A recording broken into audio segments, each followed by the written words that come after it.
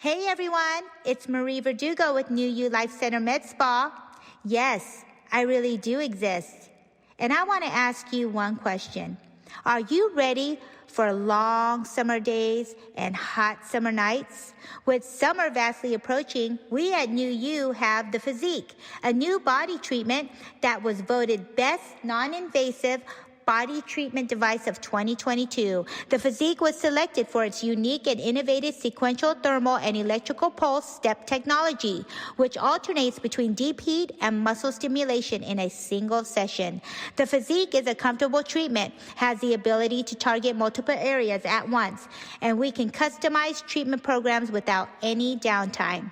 If you or anyone you know is looking to target those stubborn areas where exercise and diet have not been enough, come on over to New You and see what the hype is all about.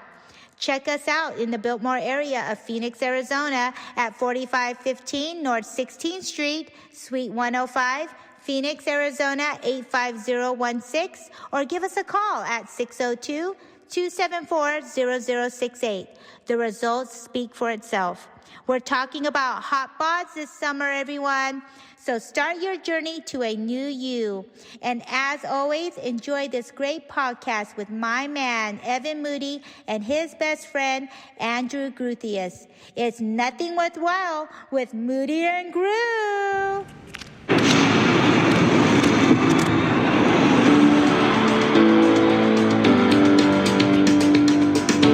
Nothing Worthwhile. Mediocre podcasting. Today, tomorrow, forever.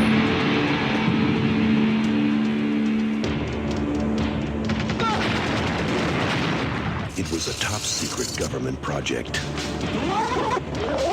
Pack them in ice. All of them. Designed to create the perfect soldier. No man would ever again have to die in the service of his country. Cryogenically preserved. Okay, guys. Memory clearance. Genetically enhanced. How's the picture? Pretty ugly. Very funny, very funny. Programmed to obey. We're at the tower. Okay, here we go. Who are these guys? 30 hostages held inside the power station at the base of the structure. I said shut up! Go inside. Begin phase 2. This marks the third successful mission for the Universal Soldier. But there was something they didn't count on. He's not responding. GR-44, do you read me? At the end of the mission, he became completely unresponsive. Inside the machine is a man. Do you really think the Pentagon would allow the regeneration of dead soldiers? Stop the girl. Shoot if you have to. And all it takes Veronica Roberts, TNA. is one memory You didn't do anything. to awaken him. Let's go, hit it! Traitor. Universal Soldier. What the hell did they do to you? Don't know. But I'm going to find out. One can't be controlled. Buckle up. The other cannot be stopped. This mission has been canceled. I'm giving the orders from now on. I'm gonna teach them all. Are we having fun yet?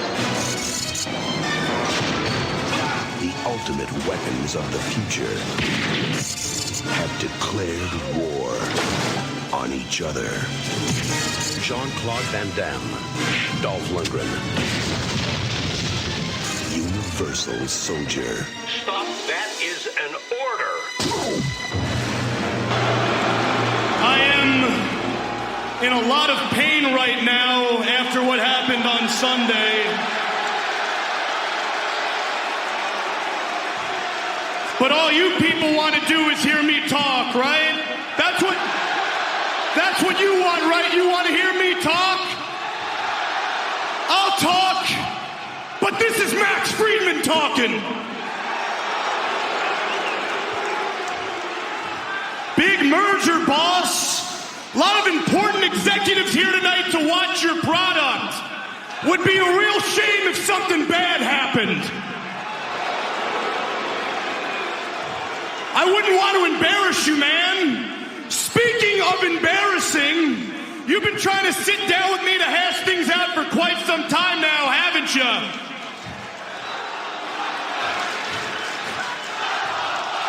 Well, guess what? Too little, too late.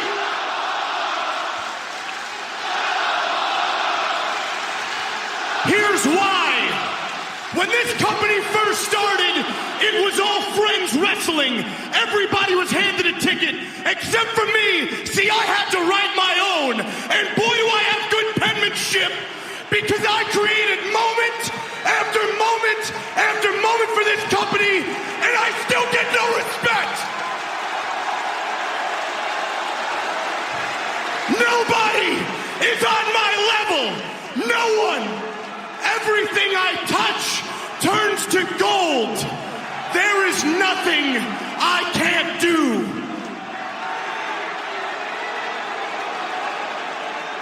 Every time I come out here, I am not expected to hit home runs.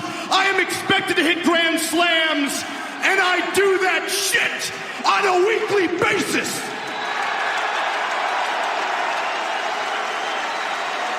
See, all the other boys, they get to settle for being great.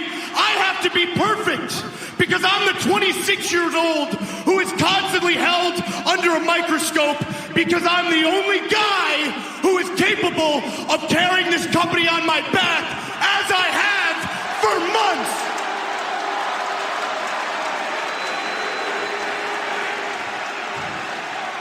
It's funny I hear boos, but I also hear clapping. That's interesting. That's interesting. Where were you guys this whole weekend when you were calling me an unprofessional piece of shit? I'm just curious. You're not the only problem. No, it's the boys in the back too. Because the boys in the back all want my spot. Well, guess what? You want my spot, you can have it. Because I don't want to be here anymore. Now let's talk about you fans, huh? You people call yourself fans. You're not fans. You're uneducated marks. You sit there on your phones tweeting out your opinions like they're worth a damn. Let me explain something to you people. You don't know shit.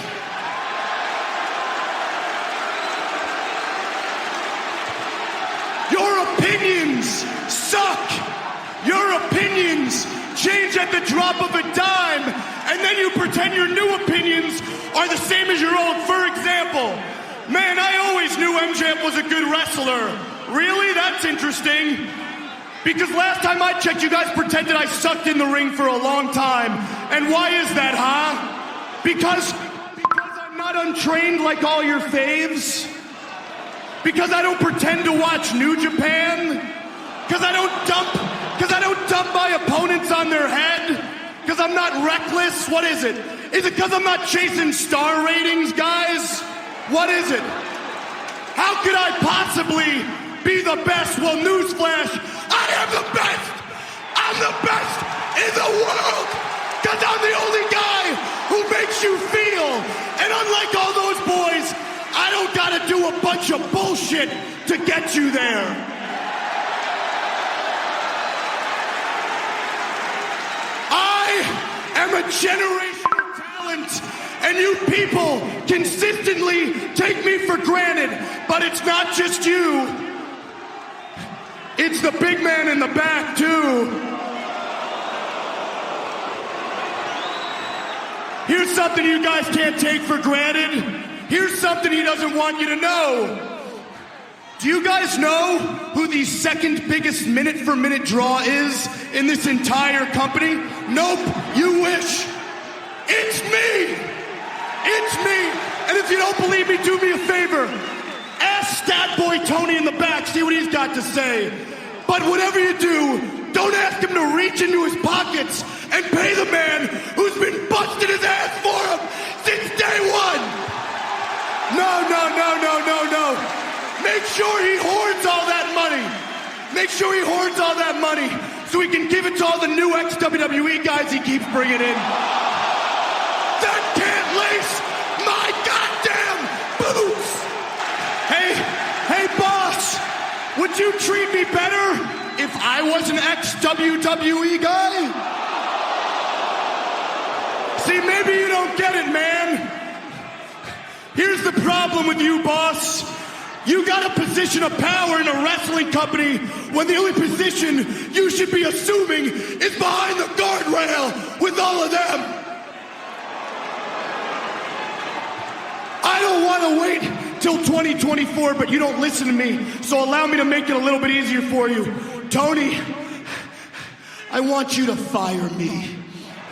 Tony, don't tell me down, you piece of shit!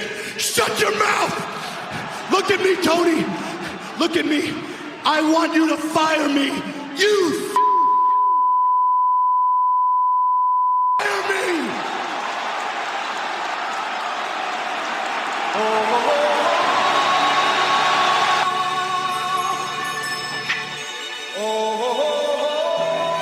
Live from the last of the Action Heroes Podcast Network studios, It's Nothing Worthwhile presents Van Dammit, a podcast about Jean-Claude Van Damme. Here's Evan Moody and Andrew Gruthius. Everybody was kung fu fighting. Those kids were fast as lightning. Noxu Cow, everybody. Nothing Worthwhile is back with another brand new award-winning podcast. It's Van Dammit, a podcast about Jean-Claude Van Damme. On today's show, 1992's Universal Soldier, directed by Roland Emmerich. The ultimate weapons of the future have declared war on each other, brother. We'll span the universe to give you the latest updates on our favorite 80s action stars. But first, I'm nervous this morning. I'm drinking coffee. Why are you nervous? Agitated. I need to get focused right now, Andy. I need to take one deep breath in. Go ahead. One deep breath out. You're sweating there. What's going on? It must be really hot in Arizona. It is hot in Arizona. I say, no retreat! No surrender. Wow, you really brought the force and momentum to that one. That voice on the other side of the glass, let's bring him in, my best friend. Happy birthday to one Andrew Gruthius. He's on the East Coast. Andrew, your birthday and whatever else you want to chat about. How the hell are you, my friend? I'm doing great. Had a wonderful birthday. What'd you do? I did what every 47-year-old should do. Woke up around 1 in the afternoon. Had a couple of bagels. Then went and spent the day with my mommy and daddy. We went to see the new Top Gun. And then had dinner, and that was it. That's what birthdays are when we get older, and that's exactly the way I like it. So it was a great day. I gotta tell you, the new Top Gun movie and a nice dinner. That sounds like a great birthday to me. Really, it was. It absolutely was. Don't give a full blown review, but if you want, give a little taste. What'd you think of Top Gun 2? Loved it. Gun Maverick. Loved it. I won't talk about it. Just because I feel like we'll do that, at least part of something. But it's mega entertaining. Tom Cruise is and I'm not the biggest fan of Tom Cruise, but he is a fucking movie star. To me, he's really the last. Yeah. Of the movie stars.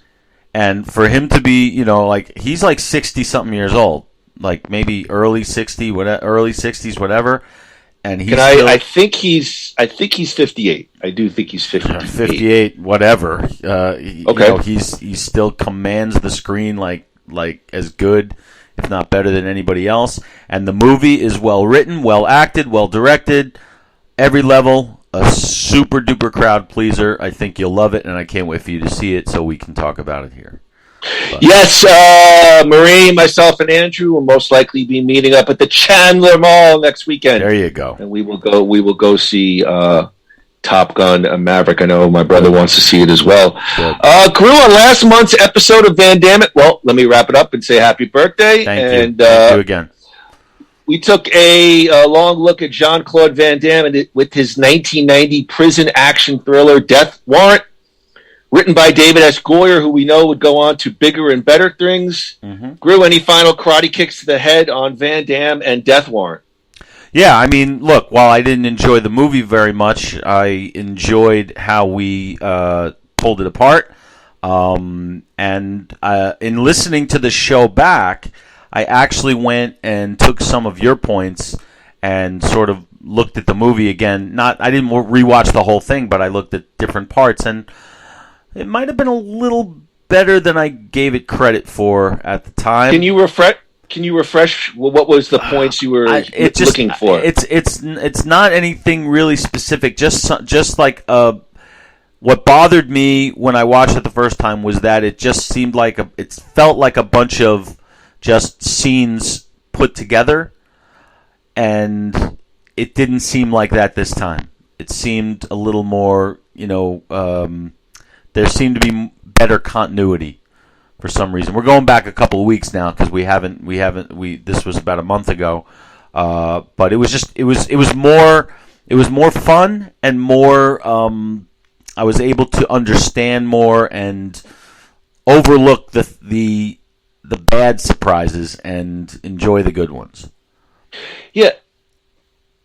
I think Death Warrant was the first one that I actually had rated slightly higher than you. You've been a little bit more forgiving on this early slate of Van Damme films. But I do think Death Warrant was a little bit of to quote Gary Delabate, a little misstep. I still think it was I think it was a little bit of a step back, but not as big as I originally thought. Andrew, we have to shift to our traditional topic of pro wrestling on the opener. Yeah. MJF, Maxwell, Jacob Friedman, obliterating AEW owner Tony Khan on AEW Dynamite.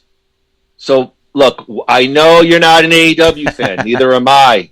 But you got a chance to watch the promo. I'm actually getting little goosebumps. Want to hear your thoughts on it. You watched the promo. Yeah. What'd you think? Well, the first thing is that Max Friedman has come a long way since his Camp Wayne days. But I've never actually you don't really see many things like that. It was definitely goosebumpy worthy. It was. And this is the first AEW thing that I have watched, so it's like I'm thinking it's got to be a work. It's got to be part of the thing. Otherwise, they would have ripped him off their TV in 30 seconds. I mean, to have a guy go out there and just take a big giant shit on the company whose air he's using, for them to not, I mean, they seemed like they were trying to cut his mic, but if you wanted to cut the mic, you can cut the mic. You know what I mean? So I couldn't get past, as effective as the promo was, I couldn't get past the feeling that it was that it was not the shoot that they were going for. I think they tried too hard. I could be way wrong, but but that being said, it was definitely enjoyable, without a doubt. And I'd love and I'm interested to hear about where it goes. Not enough to make me start watching, but definitely interested enough to see to read and see where it goes from there, without a doubt. Well, where it's gone is they've now pulled him off, just similar to the Sasha and Naomi deal. They pulled him off the opening signature of the show. They removed him off of their online website, their online store. They've removed them off of their social media. So I think this is a worked shoot. I agree with you. But like most work shoots, I think there's a lot of truth to what he said, at least in his mind, similar to the CM Punk pipe bomb in 2012. And we know 2 years later, CM Punk was out of the company. I mean, MJF has made it clear that he wants to be WWE bound, and his contract, I believe, ends January 1st in 2024, which is still a little bit of a ways away. But he's definitely the hottest free agent in professional wrestling, or soon to be free agent. And from what I've read, the WWE is locked in. And I think the WWE is really smart here. The WWE is getting more selective with their free agencies. But for example, we kind of said on our podcast, Cody Rhodes, you got to get him. Yeah. I don't care if it's good or you got to bring him in. You got to get him to WrestleMania. They did. Well, because it's a story, and that's what sells, right? Yeah, but I just think it was important in terms of the WWE to get a homegrown guy, an AEW guy, an original AEW guy. He started the whole deal. Right. It was good for them to get him back. A lot of people left to go to AEW, and the WWE got shellacked in social media, the wrestling websites, and they took it. They hung in there. They still stayed on top, relatively speaking, and then it was important for them to get their top talent to come to the WWE, where, again, I've always said, if you want to ply your trade at the highest level, World Wrestling Entertainment is where you need to be. And I think MJF is a guy. He's a high-level guy. You imagine him on a Monday Night Raw with the mic and Hell Kevin yeah. Owens. But I mean, it's just... But one thing that I'm not aware of that maybe you are, I mean, are you able to give me some of the context behind what he was talking about? Because I'd never heard of him until you told me about this promo. So I don't really know what he's talking about. So he's a guy that was big on the indies. He went to AEW. He's in what they would call a starter contract, which I think, he's getting, let's say, maybe 100, 200,000. And as AEW has grown, they've brought in, I think the promo is really right there with what's going on in his mind. They brought in a lot of ex-WWE guys, CM Punk, Bryan Danielson, Mark Henry, Big Show, Christian, a lot of other, Ruby Soho on the female side. They brought in a lot of ex-WWE talent. Those guys and girls are probably getting paid. I don't know about Punk and Danielson are going to get top money. And they're getting very, very good money. And his thing is basically, I still think there's a lot of truth to it.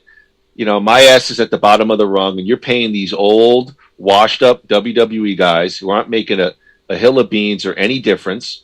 And, I think that's storyline, and I think it's a lot of truth to it. And,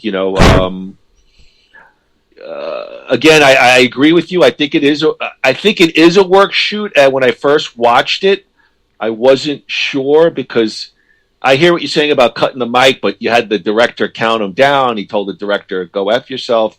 I mean, and I didn't think about some of the things that you said. They could have cut the mic earlier. I think Tony Khan and AEW, they're like supposed to be this, organization that lets the talent kind of run their own creative. So I think they knew giving him a mic was dangerous, but perhaps exciting and could, draw, if not viewership, back-page wrestling website stuff where someone like you and me who are not AEW fans might read and go, whoa, I got to, because that's how I found out. I read about it. Right. I went to YouTube and I said, whoa, I had goosebumps watching this promo. And watching it, I kept on saying to myself, man, would I love to have this dude in a WWE ring. Yeah, me too. And obviously they should be going after him. However, if I'm Tony Khan, I'm like, okay, this is a great story, and this is a great story. This is homegrown guys versus big stars coming in. The little guys out there can relate to this, blue collar workers. They can relate to like patronage type things where, you work your ass off at a company for 10 years and then all of a sudden, the CEO hires his nephew to be your boss, things like that. If I'm Tony Khan, I'm going to try to run with this for at least as long as I'm certainly not going to pay the guy to sit at home until 2024.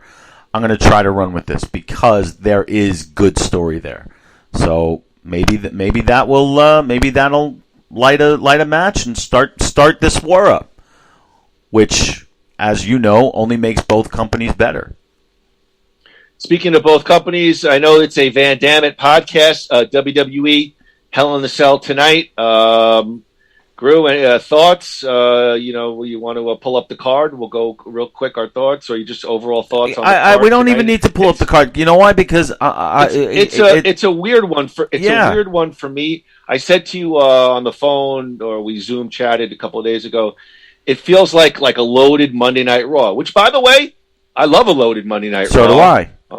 I will be watching, but I don't quite have the tingle or anticipation like I would for, let's say, a SummerSlam or Royal Rumble, or even the last pay-per-view, the regular. It just feels a little fillerish.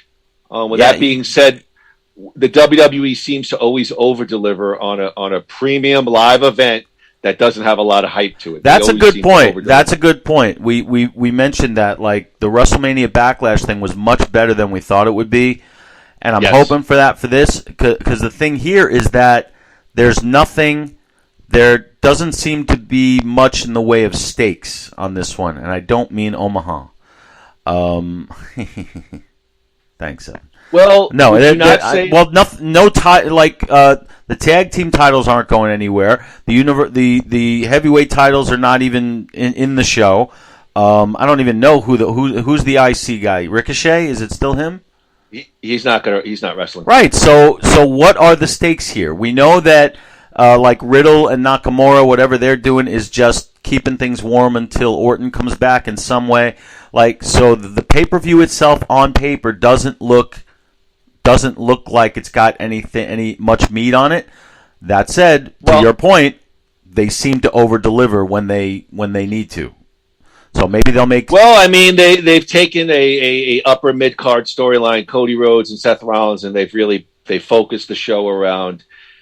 It's weird. It's like their fourth match already, though, isn't it? It's their third, and I always remember that Triple H and Batista did 3 matches in which Batista beat Triple H, and then they moved on from there. But 2 months after he shows up in the WWE, that's all he's been doing since he got here. You know, hey, it's gonna be a great match. I just don't see where it's going after this. You know,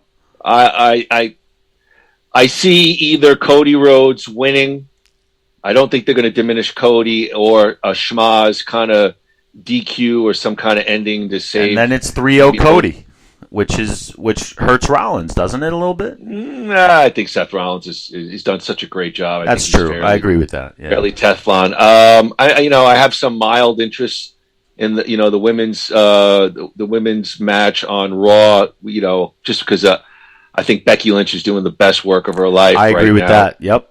And although I don't see them taking the belt off of Bianca, and you're going to get a nice match between Ronda and Natty for the women's championship on SmackDown. But really, Nat, there's no way Nat and Natalya Neidhart's beating Ronda Rousey for the women's belt. But with the change, it wasn't this one that changed venues. It was This was the one that this was the one. All right. Yeah. So they have a chance tonight to send a message to the WWE universe not to write off these smaller pay-per-views. They could do some. They could do some big things tonight if they choose, and that and they should take a lesson from the fact that they could not sell out.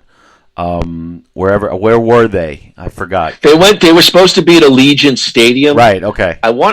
Is this in Vegas? So yeah, I think this they is at the MGM Grand now. It's the MGM Grand. So it's WrestleMania 9, basically. Well, I've read that they sold out MGM. Yeah, Grand. but that's not even an arena size. I mean, that's all right. Well, small. What do you? It was like it's going to remind me of. It's going to remind me of those early Nitros where you saw like the Great Train Store in the background. They were in the mall. Remember those early ones where like Luger's walking to the ring and he's like passes like Auntie Anne's pretzels or something. I mean, like what are we at Westbury Music Fair? Yeah, exactly. But parsley, parsley, sage, rosemary. But I'm gonna watch. I'm looking forward to it as always. I think if the WWE is going to give some significant TV time to guys and girls that are not always main focus on TV, and so like I'm thinking about No Holds Barred again, Madcap Moss, Madcap Happy Corbin. Forgetting about if you don't like the storyline, like those guys will get a decent chunk of time. Yeah. If you're Riddick Moss, that's an opportunity for you to get on TV and impress a lot of people. And the other thing is Omos and MVP versus Bobby Lashley. I'll be interested to see that only because MVP is back in the ring, and I loved MVP. Yeah. I loved when they brought him back. I think that could be something fun. But I think you're going to be getting significant TV time to a couple of people that don't always get it, and they could, take the ball and perhaps run with it. MVP is also, in my opinion, carrying that story. Without him, it doesn't work. Well, he's a great mouthpiece. Yeah. I think he was a guy they brought back in the pandemic for the Royal Rumble, and they kept him around. And then, if you remember, he was the major mouthpiece of the Hurt Business, which was like a major storyline during the pandemic. And actually, I thought that they got rid of those guys too quick. I thought they could have been a pretty cool faction. And it was funny. It was also funny. Did you see his fuck up on was it SmackDown or Raw? It was Raw, most likely. 'Cause I don't think he was on SmackDown. They were. It was the promo. They were just talking smack in the ring, and there was a mistaken close up of MVP giving eye signals to Lashley. Did you catch that? No, I didn't see that. Look it up on YouTube. No. You'll see it. It's funny. It's like a slap me moment, a Ken Shamrock slap me moment. Love that. Yeah, love that. Can't hear anything, but you can see it. So it's pretty funny. I think of that. I always think of The Rock when he did the promo against Cena, and he looked at his hand. He had notes written on his hand. Yeah, and then didn't Cena call him out on it?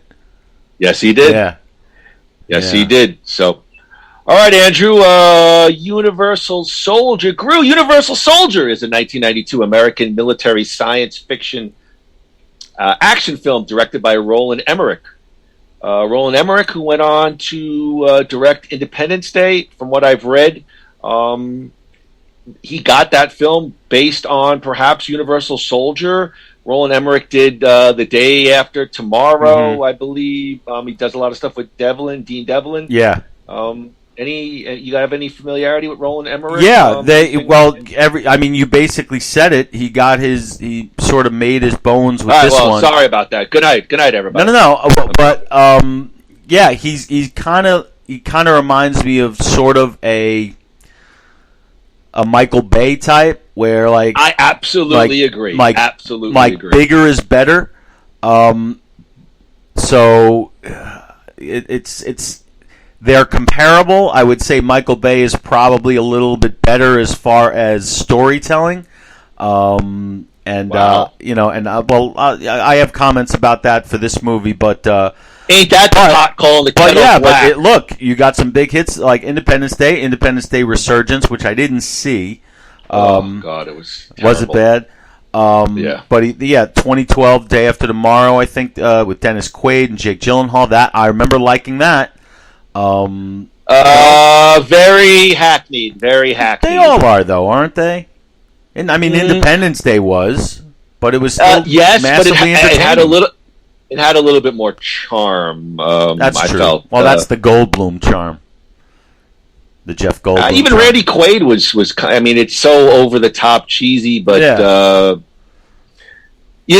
Like when I felt like it was a Roland Emmerich when they did that wide shot of I think it was the Hoover Dam. Yes, it reminded me of that White House shot from Independence it's just like Day, that sweeping. You're like, whoa, I'm not in Kansas anymore. Yeah. This is kind of not the typical smaller Van Damme movie. Yes, that's a great point because if nothing else, Roland Emmerich took Van Damme to another level. Okay. This. Groo, the film tells the story of Luc Devereaux. Finally, a fitting name. He's not like Scott Wagner or Joe really? Greenstein. I think even Luc Devereaux. It just reminds me of Hulk, Jablonski. Just. But at least it's kind of a foreign name. He's playing a French. He's playing a Frenchman. And so finally, it's they're not trying to fool anybody. You know what? I got to get over this whole French guy in USA. I'm just gonna look a French guy. I guess can be in the U.S. Army. So fuck it. Well, absolutely. Well, in the Vietnam era, absolutely. Really? Yeah. Actually, I think now would be more apropos. But as opposed to further back, in the World War II era. Oh, yeah. Yeah, he had a little bitten off cigar, and all right. Well, listen. We know that Luc Devereaux, he's killed in the Vietnam War in 1969 in return to life following a secret military project called the UNISOL, Universal Soldier Program. However, along the way, he finds out about his past, his memories erased. He escapes alongside a young TV journalist. Along the way, he has to deal with the return of his arch enemy, Sergeant Andrew Scott, played by Dolph Lundgren, who has lost his sanity in the Vietnam War and becomes a psychotic megalomaniac, intent on killing him and leading the Universal Soldiers. Andrew, today's Van Dammit podcast, Jean-Claude Van Damme, Universal Soldiers, brought to you by New You Life Center. Spread the love. Follow New You Life Center on Instagram to take advantage of their specials and monthly giveaways. Love. Yep. Let's start your journey. Check out all of their programs at www.newulifecenters.com. Whether it is medical weight loss, hormone balancing, medical aesthetics, cosmetic injectables, and laser treatments, give them a call, 602-274-0068. Tell them that Moody and Groo sent you and receive a big 15% off your first service. New You Life Center, a big Van Dammit. Thank you. Thank you. You know that thank you. I love that guy. So do I. And he's not not on TV. Yeah, now, what the hell? Where did they go? I don't know. Those would be guys I would give some TV time if the main guys were out. Groo, did you know that both Jean-Claude Van Damme and Dolph Lundgren attended the 1992 Cannes Film Festival in order to promote this film? Just outside the festival hall, Van Damme and Lundgren were shown having an argument and then pushing and threatening each other before security guards intervened and stopped them. The brawl between the two became a talking point for the media and was reported on many news channels. However, years later, Dolph Lundgren revealed in an interview that it was all staged to garner publicity for this movie. Van Damme also confirmed this on a 2018 podcast. I believe that. I mean, of all the places they're gonna, they're gonna get into it. Let's do it in front of the cameras, in front of the world. Of course, it's publicity. Actually, probably at that time, it was probably a unique idea. Yeah, you know what I mean. They were that probably could have been even bigger, if it was in social media times. You get that viral video clip being passed around. Well, they do it now. Marvel kind of does it with what's his name, with the guys from the Falcon and the Winter Soldier. Anthony Mackie, I think his name is, and Sebastian Stan. They're always they're always talking shit about each other. It's a gag, but they're just going with it, and it's funny. But yeah, I didn't know that until you just told me. But I could absolutely look. If I was seeing it through 1992 eyes, I would be like, "Oh my God, this is crazy. This is ridiculous." My cynicism, my 47-year-old cynicism, sees it as, of course it's a work, but a successful work. Why not have fun with it? That's something you and I would do at lineup at camp. So exactly, if it's good enough for us, if it's good enough for us, it's good enough for them. Actually, we did it a lot earlier than exactly. So, we were innovators. I wonder if they Jean-Claude found a clip from didn't he work as the martial arts instructor in one year in 1984? I thought he was the dishwasher in the back of the kitchen in 83. Groo, Universal Soldiers rated R for strong graphic violence and for strong language. Universal Soldiers runtime is 1 hour 42 minutes. Groo, let's take a look at the cast of Universal Soldier, and please stop me if you have any comments about the cast. Of course, Jean-Claude as Private Luke Devereaux, GR44. GR44. Dolph Lundgren as Sergeant Andrew Scott, GR13. Ali Walker as Veronica Roberts. I thought she had a very Meg Ryan-ish kind of vibe, Yes, and I didn't, and she's. I don't know too much about her. There's not much to know because I looked up because I was like, I've never seen her before, and she's fun to see. So I was kind of surprised she didn't have a bigger career than she did. Ed O. Ross as Colonel Perry. He definitely looked familiar. Yes, he's a pretty well-known character actor. He was in Lethal Weapon, another 48 Hours he was in, and probably a bunch of others that I'm not remembering. But yeah, definite. I would say high B-level character actor there, Ed O. Ross. Eric Norris as GR86. Leon Rippey as Woodward. That guy I recognized, actually. Leon Rippey? Yeah, Leon Rippey. He's the guy with the weird teeth.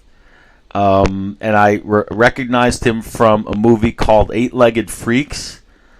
Which, I remember that with David Arquette. Yeah, and I remembered him from a movie with Kevin Spacey called The Life of David Gale. Where he played...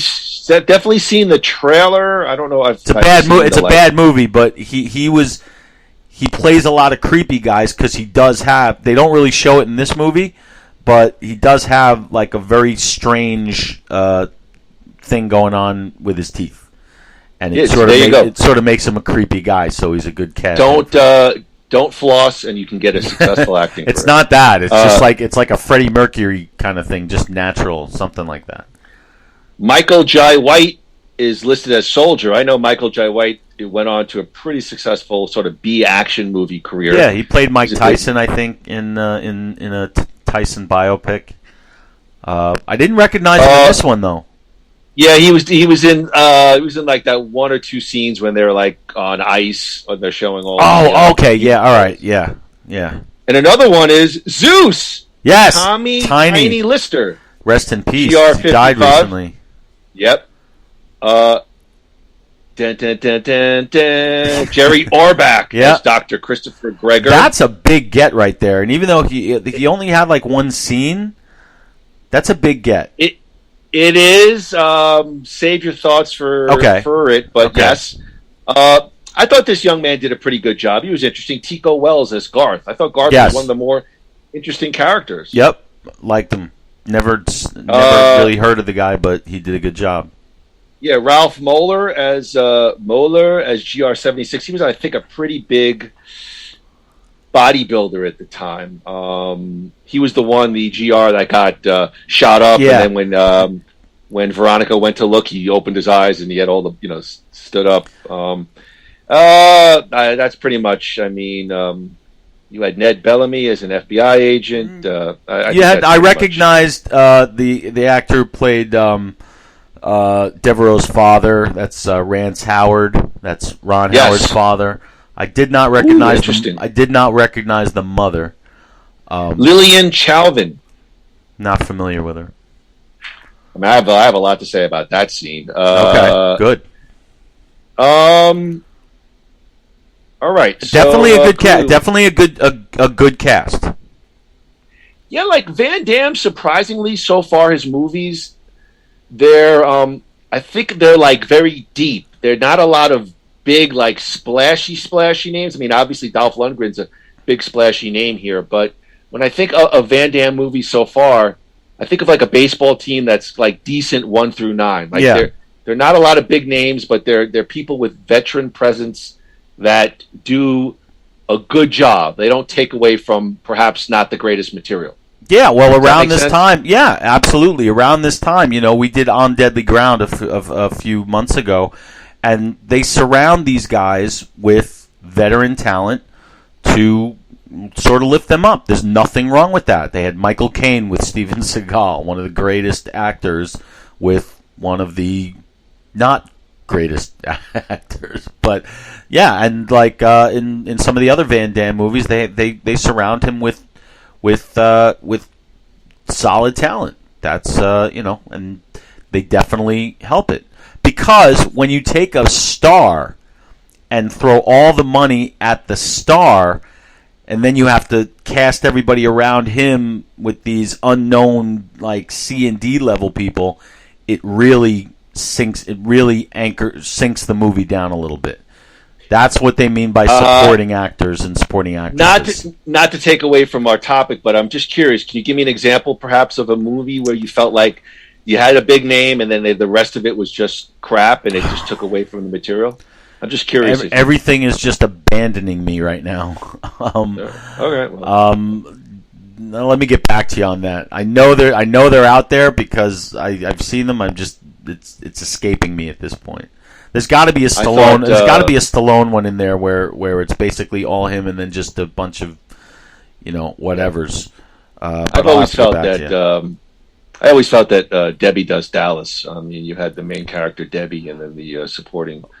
Well, no, she was surrounded by a lot of meaty roles. If you want to go there. Hey, Groo.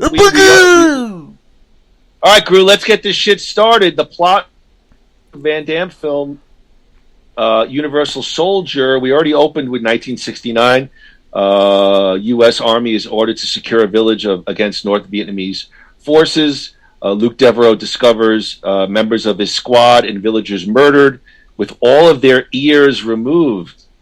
Ew. Yucky. That was a little intense. Devereaux finds that his sergeant, Andrew Scott, played by Dolph Lundgren, has gone insane and made a necklace of severed ears. He's holding a young couple hostage.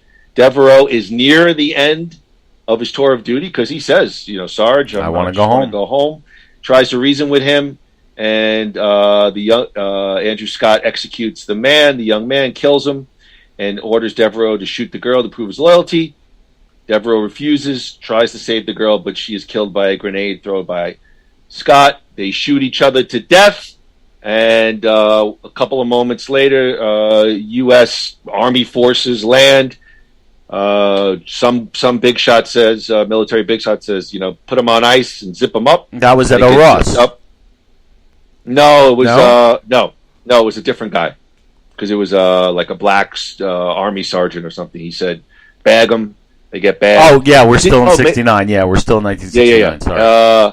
And they're zipped up, and we learned that they're cryogenically frozen. Did you feel that opening scene was trying to go for a little apocalypse now-ish kind of vibe there? I don't know. No. What were your thoughts with what was your thoughts of the opening stanza? Okay, I'm glad you asked that because the answer is no, but it could and should have been. Now follow me here, okay? That the entire thing you just described was pre-opening credits.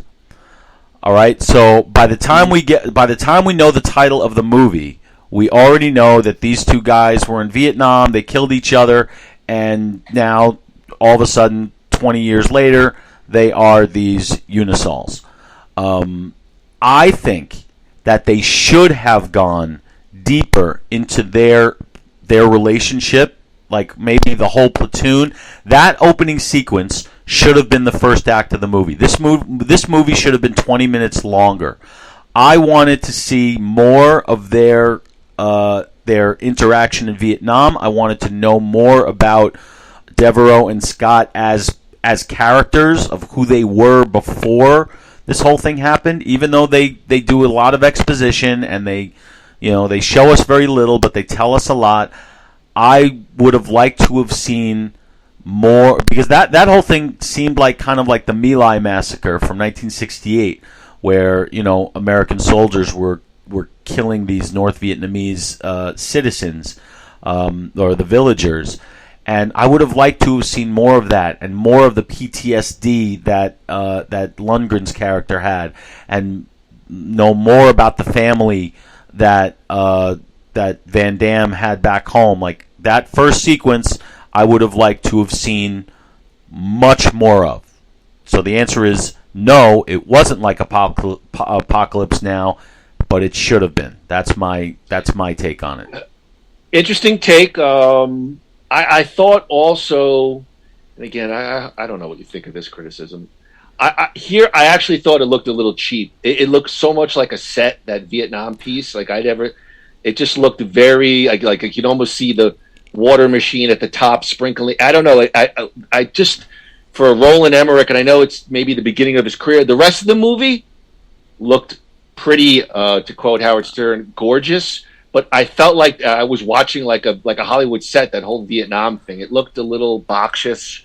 I don't know. I don't know why my eyes were drawn to that, but I would have to. Yeah. This was my second time watching it. The first time was in the movie theater, so I'm watching it through. I have two completely different reactions. My thoughts about that, I didn't really notice it this time, but I know why. The reason is because one of those guys is giving a great performance and chewing the hell out of the scenery, and I was too focused on that, and that would be Lundgren. I thought he was playing a fucked up soldier very, very well in that opening part. So I was kind of focused on him, and so I really didn't. I just didn't notice what you're talking about. I mean, I can sort of see it in hindsight, but it didn't bother me because I was too busy enjoying the interplay between the two leads, especially Lundgren. So I didn't really notice it. Interesting point, Groo.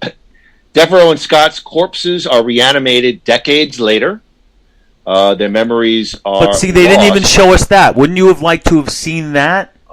I want to finish my. Okay, all right, go ahead. Let me finish my. Okay. Let's go to the next scene. Because I have some thoughts on the next scene. Okay, go ahead. Okay, so look, we know that they end up basically, they're universal soldiers and an elite counterterrorism unit, and they're deployed to the Hoover Dam to resolve a hostage situation. The Universal Soldier team demonstrates their superior training and physical ability against terrorists. When GR-76, played by Ralph Moeller, withstands close-range rifle fire, the area is secured. Obviously, the Universal Soldiers wipe out the terrorists. And Luke Devereaux begins to regain memory from his former life upon seeing two hostages who strongly resemble the villagers he tried to save in Vietnam, causing him to disobey commands from the control team and become unresponsive. Now, Andrew, so we get that first action sequence. Right. The terrorists, very standard stuff, kind of for action movies. They disarm the terrorists pretty easily, showing this great ability of the Unisols. What'd you think about that next scene? Well, it's exactly what you described. Definitely well done, definitely exciting, but it seemed to be missing something. So what you said, interestingly enough, reminded me of that opening scene in the movie Cobra. Do you remember how they've got this problem, then here comes Sly onto the scene. Yes. All right, now the guy is here. So now we're cooking. Yeah. Exactly. So that's what this kind of reminded me of. And yes, I would have liked to have seen more, because they get zipped up, movie starts, Universal Soldier, here we are. Now all of a sudden we're 20 years later and they're already in action. I would have liked to have seen who started this thing, why they did, what some of the process was. It was too big of a jump. So I wasn't invested enough in the characters to love this scene the way I could have. So there should have been more meat to it. This is where I feel there should have been more exposition. You get a little taste of it at the end of the movie with the Orbach scene, but how does somebody become what was the changeover? I agree with you. I watched this movie and I went, if they really took this franchise seriously, there's a damn good prequel there. Yes. What was the beginnings of this? Because they kind of hint that it's a shadow organization, creating the Universal Soldiers, that the Pentagon wasn't aware of it. Yeah, it's almost like they're cutting stuff out just to get to the action. What did the guys go through physically? I mean, they're dead, the corpses, but how? What was the process to become a Universal Soldier? And again, there's only so much time in a movie, but I hear about what you're talking about from the first scene, but you kind of you're basically establishing Lundgren's the bad guy, Van Damme's the good guy. I hear what you're saying. You could debate, in my eyes, here is where I would have liked more exposition. I agree with you. All of a sudden, it's 50 years later, and there are these elite machines, and I don't know how the hell they got there. Right? Who was behind it?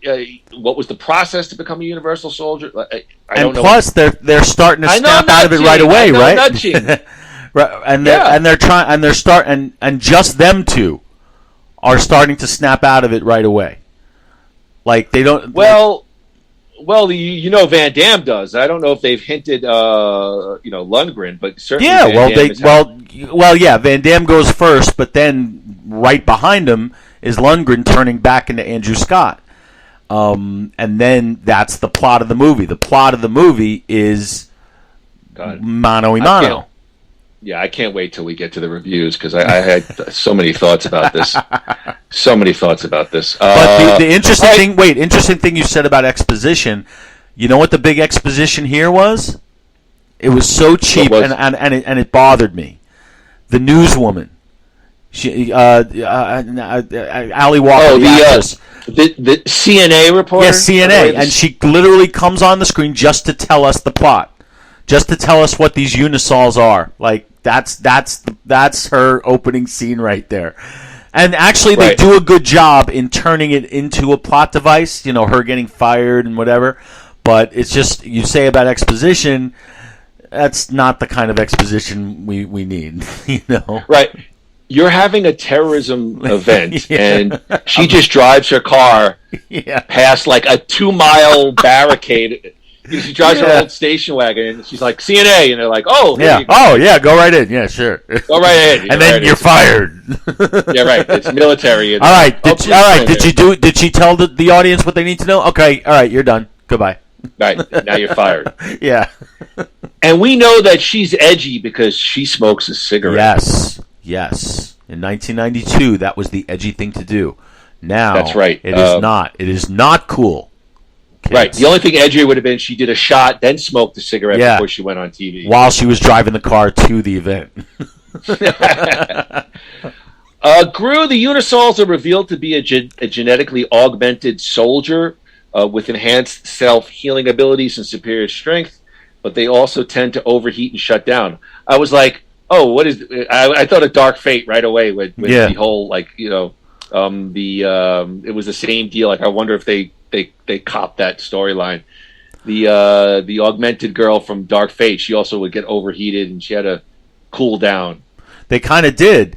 But again, that's a great... That kind of sets it apart. It's funny you mentioned Terminator because until then, that's all these things were. They were Terminators. They were like coming off an assembly line. They were cybernetic organisms, right? Yeah, but I mean, let's go there. That's fine. This movie is completely derivative of Terminator. It's right. Completely. That's perfectly fine. The problem here right now with this part is that you just described a scene that doesn't happen until 3/4 of the way through the movie. We didn't know about this cooling thing until it actually happened to Van Damme when was it? It was very deep into the movie, I thought. Yeah, I don't know if I would go. And then she puts him in ice, and that's when they're hiding out. Well, they escape. No, hold on. They escape, and they go to the hotel, which has that creepy motel owner. Yeah. It's a little bit of some. Okay, right. And he explains. He passes out. He explains he needs to cool down. Of course, conveniently next to a hotel is an ice machine or a motel. Yeah, those are like $2 a piece at 7-Eleven. What are we doing over there? And of course, we get which has become tradition now, the Van Damme ass cheek shot of him. You know, he gets completely naked. And the way they filmed it. The way they filmed it from heel to all the way up, I know because I rewound it like 25 different times. I'm just kidding. Exactly. And then I froze it when he was laying there naked in the tub with all the buckets, the bags of ice. Be honest. At first, when the shot was happening, did you think it was her? Because I didn't. No, it was him. I know. I'm kidding. It was so gratuitous, but. They're given a neural serum to keep their minds susceptible and their memories are suppressed. Because of the glitch, Woodward, played by Leon Rippey, one of the technicians of the project, feels removing Devereaux from the team. He wants to remove Devereaux from the team until he can be further analyzed. But Unisol Commander Colonel Perry, played by Edo Ross, refuses. And of course, Andrew, as we said, TV journalist Veronica Roberts, played by Ali Walker, she's snooping around. She's trying to get the story on the Unisol project.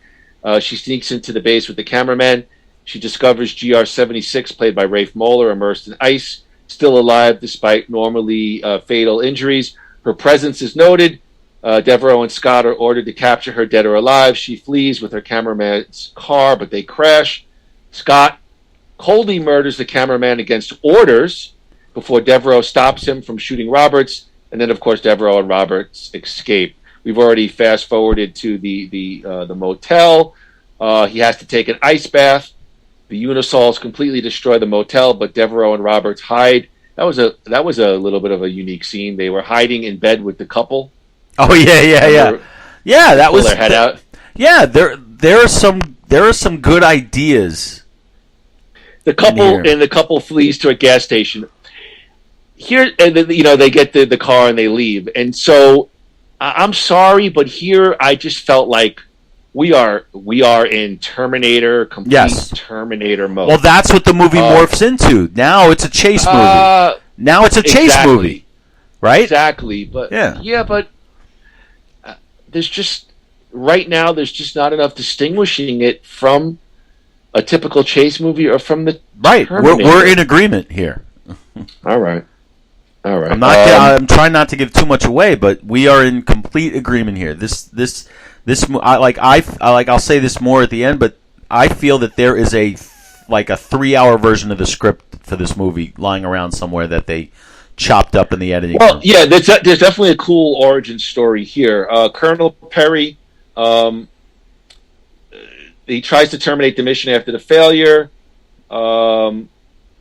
Right? Is Colonel Perry the? No, I mean, I think the scientist. Leon Rippey, Woodward. He was like, I'm out of this. He was like, I'm out. I'm done with this. And Perry is like, no, you're not, pal. That's what I think they're referring to. Right. Scott then takes control of the mindlessly obedient Unisol team, commanding them to kill Devereaux and Roberts. Using information from stolen documents, Roberts contacts a doctor linked to the program. Roberts and Devereaux meet Dr. Christopher Greger, played by Jerry Orbach, who that was very unique, who informs them that the Unisol project was started in the 1960s to develop the perfect soldier. Although they were able to reanimate dead humans, they were never able to overcome the body's need for cooling. The other major problem is that memories of the last moments of their life are greatly amplified. Scott believes he is still in Vietnam fighting insurgents. When Devereaux and Roberts leave the doctor's home, they are caught and arrested by the police. En route to jail, the police convoy is ambushed by Scott in GR-76. The chase ensues, ending when the police bus and the Unisol truck both drive off a cliff in the Grand Canyon and explode, killing GR-76. Devereaux and Roberts head to Devereaux's family's farm in Louisiana. Oh, that's a lot of stuff, but Groo, we talked about it even earlier in the podcast and off mic. What'd you think of Jerry Orbach, Dr. Christopher Greger? What'd you think of that whole scene, that whole reveal? Well, it gave us information that we definitely needed to have at that point. Great actor in Jerry Orbach. I was hoping he would do it in in song. He would do like his Beauty and the Beast song, Be Our Guest. That was it. That was him. But yeah, I mean, look, it's like you said. It is now a chase movie. It's like they're hiding out. They're learning. Oh, okay. Now we got to go here and get some information, and then we're gonna go to the family. We're gonna hide out there. They're definitely gonna come and get us here. This is where the final showdown is gonna be. Like, you can blueprint this whole thing out from beginning to end, especially at this point in the movie. With that being said, the scenes are effective. It was a good scene. Why? Because there's talent there. Jerry Orbach is a talented actor, and he sold that scene as the doctor. That's what you got to do. Okay, and again, I don't know if this is a dumb question, but when I thought about the Jerry Orbach scene, did it feel organic to the movie, or did it feel like a hired hand was brought in to give the movie a little gravitas? You got a big name, it feels, I'm just curious your thoughts on it. Yeah, a little bit. It felt like, like J.K. Simmons in Terminator. Was he in Dark? Yeah, was he in Dark Fate or Genesis? One of the two. It felt like, but Dark Fate's a major production with. This was too at the time. I remember this was too, but okay. Yes, I agree with you. He should have been in more than just the one scene, because he wasn't. That's what this feels like. Like him, we could have seen him earlier in that first part that doesn't exist that I was talking about.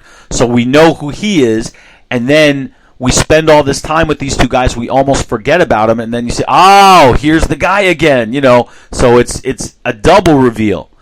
But instead, because we're just meeting him for the first time, even though he's like the catalyst behind this whole thing, yes, it does stick out like a sore thumb. You're absolutely right. Yeah, maybe you could add an actor play a young Christopher Gregor. Exactly. Yeah. What did you think of that chase scene with the police? The bus? I felt like, I feel like here, it's beginning to turn a little over the top-ish, a little bit like, are we having fun yet? Like, it just... Yes. It started to get a little B-movie-ish kind of feel here for me. But, and I agree with you, but at the same time, it didn't look B-movie-ish because it was obviously... No. I know it's yes. It's starting to go a little bit like parody, perhaps. I don't know, a little cartoony. The reason that I didn't feel like that is because I really was enjoying Lundgren, doing what he was doing. Like I really did enjoy his performance in this movie. I have to repeat that. Listen, so that didn't bother me. I did enjoy his performance, and actually after the movie, I bought 2 ear necklaces from Amazon. Did a DVD copy of Red Scorpion come with that? It did. Good. You must have gotten the same thing on your Amazon account. I definitely did. Luke Devereaux, by the way, he's reunited with his parents. I mean, they're just like, oh, hi. Yeah. The guy, like, hello, oh, son, the Patros is waiting on the kitchen for you. And it's funny how the mother is so deeply French, but the father, I don't even think he says a word. I knew who he was because I recognized him, and he's as American as apple pie, the actor. So I guess that's why. The crepes are in the crepes. Yeah, the crepes. And of course, we get the nighttime scene. I think Veronica goes to leave. Ali Walker character, she goes to leave, and Scott appears. He takes the family and Roberts hostage. A brutal fight ensues, and Scott's use of the muscle enhancers enables him to beat Luke Devereaux mercilessly. Roberts manages to escape, only to be seemingly killed by a grenade, in sort of a callback to the earlier scene. Devereaux grabs the muscle enhancer Scott has used and injects himself, now evenly matched. Devereaux fights back and impales Scott on the spikes of a hay harvester. Before, of course, we get the jump scare. He's not dead. Pops up, he grabs, I think, his head, and then, of course, Devereaux, Jean-Claude activates the machine, which grinds Scott to death. And then, of course, they had grilled Scott burgers on the barbecue afterwards. That actually reminds me of the earlier scene, which I actually enjoyed when Scott was throwing the grenades onto the bus, and they kept having to pick them up and throw them out. I enjoyed that. I actually enjoyed that scene. I did. So silly. It was, but it was fun. So like somebody's going to pick up a live grenade. Of course, that was set up. Did you catch the subtle setup for that? Because we knew that a grenade takes 30 seconds from when the pin comes out, because when the doctor... Woodward, earlier in the movie, he tried to kill himself. Right. He's like, here, hold this. For 30 seconds. Hold the pin hold it for 30 seconds. And he was just standing there. So that kind of sets up that we know that every time this grenade comes onto the bus, she's got 30 seconds to find it and get it out of there, Yeah. Very clever. Veronica Roberts is revealed to survive the explosion, and Devereaux and she embrace.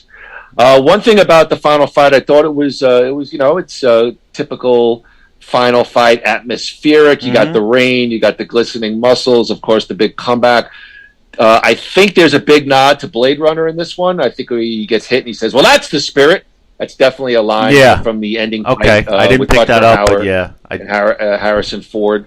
I think there's a few nods to a couple of movies throughout Universal Soldier. Nod equals ripoff? Well, we'll find out in your final review. Andrew, what did you think of the final fight, the ending of Universal Soldier? Well, look, you said basically everything. It's somewhat generic, but it was still entertaining. It was. It looked good. The performances sold it. So yes, this whole movie from the opening credits on, it was paint by numbers, but that doesn't mean that it was bad. So, and this ending was paint by numbers as well. You knew exactly what was going to happen. You knew that, Van Damme was going to get the injection and that he was going to overpower. You didn't know exactly how he was going to do it, but you knew that that's the way it was going to end. And that's actually one of my chief complaints about the movie, which I'll get to in the final review. But I enjoyed the scene, just like I'm enjoying every scene in the movie. I really am. But the problem is what's not there. That's what was bothering me during the movie. So you're watching it, and I feel like I felt the same way. You're watching it, but you're longing for more. Yes, longing for better. That's exactly how I felt. Andrew, you want to take a gander at the budget for Universal Soldier? Yes, and I thought about this as I was watching it because you gotta factor in the company behind this movie was Kuroko, which was coming off of Terminator 2, which was a huge hit, so they had some money now. The movie looks very good, save for your opinion of that opening scene in Vietnam. I think I thought it looked a little better than you thought it looked. But Van Damme was still not a superstar. So how much are they going to throw at this? I'm going to say this is like a $20 million budget, around there, like $19, $20 million. Is that your final answer? That's my final answer, yeah. All right, Braxton, lock him in on $20 million. Andrew, I've always said Andrew's he's very good at this. I have the production budget for Universal Soldier at $23 million. Okay. Yeah. Okay. It looks like it looks like that for that time period. Yeah. Today, this movie, Andrew, like if that were made today, it'd be over $100 million. I'm sure. Yeah, most likely, yes. Groo, box office. I just have one number. I have domestic worldwide. It's the same. So you want to take a gander at the total box office? Yeah, I was thinking about this too. All right, now I'm going back in time because I'm remembering when this came out. It was 1992. Evan Moody went to the movie theater. So did I. But I remember because you know me, I've been I was a movie buff then, so I read the trades, I read all that stuff, and I remember that this was considered to be a surprise hit. But I also remember that any movie that made over $100 million back then was like a huge deal. Now it's like if it doesn't make $100 million, it's a failure. And I don't remember this movie getting to that threshold. But I remember it being very popular. I'm going to go with. I'm going to say it came just before that 100 million. I'm going to say like 93, $94 million around there. I think it came close to 100 million, but didn't quite get there. So like 93, 4.5 around there. Unless I'm wrong, I have domestic worldwide 36 million. What? 299, 36,299,898. Yep. That's it. Wow. That's what I have. Wow, that's very surprising. I remember this movie being very popular. Opening weekend made over 10,000 in 1,916 theaters. It was released on July 10th. No, that's 10. That's got to be 10 million. Oh yeah, you're right. I'm sorry. So it makes $10 million in its first weekend, and only tops out at 38. Oh man, hold on. Now I feel terrible. I better make sure this is right. Why? Box office for Universal Soldier. Box office. There are like 7 of these movies too. I've only seen this one. Yeah. Andrew's right. What? About what?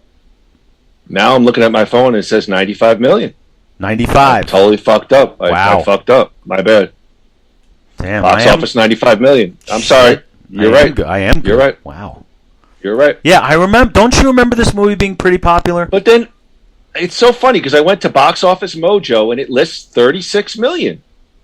But the other websites, Wikipedia has it at 95 million, so I will not use Box Office Mojo anymore. But I just remember, I would say Box Office Mojo is more accurate than a Wikipedia. But at the same time, don't you remember it being pretty popular? I mean, this was a big deal because it was a two-hander. It was Van Damme and Lundgren coming together. I mean, that was a selling point. I remember this was and $10 million to open a weekend in 1992. That's a hit. You know? Well, I effed up. So no, come on. You are correct. No, I don't like that. I did a bad job on that one. So, Groo, let me give you a taste of the critical response to 1992's Universal Soldier. Rotten Tomatoes gave Universal Soldier. Can I guess the Rotten Tomato? Yes, give me your tomato meter score, which is the critics. Okay, the critics would definitely hate this movie.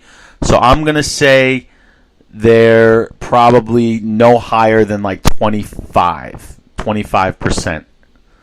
25%. Let's lock them in. Andrew, yes, Rotten Tomatoes. I have a tomato meter score of 34%. All right, that's impressive. That's impressive. That's impressive for a movie like this, I have to say. Really? 34%? For a Jean-Claude Van Damme movie in 1992 to get, more than 10% to get a critical review that's positive. These actors didn't get those kind of reviews. They did later on, like in hindsight. Like I remember when Kindergarten Cop came out, like critics didn't like it. Now they love it, because they saw it for what they didn't see it for what it was back then, but they see it for what it is now. So that's a high number for me. That's surprising, and I'm glad.